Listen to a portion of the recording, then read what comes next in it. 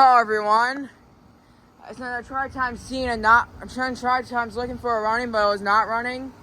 Here's the 2009 Carrier Performance Series air conditioner. Here's the 2009 4-ton Carrier Performance Series air conditioner now running. But yeah, it's finally running after I tried looking at it not running. But yeah, here we go. Here it is running. This is the unit I have on my profile.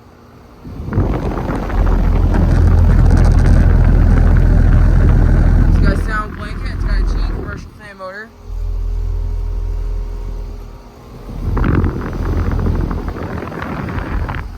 It's got R410A refrigerant.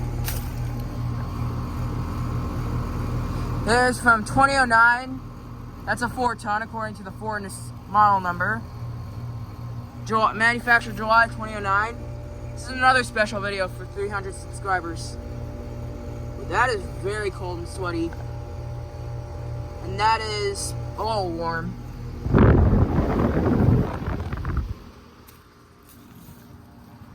Alright, you guys see the 2016 Heil's running.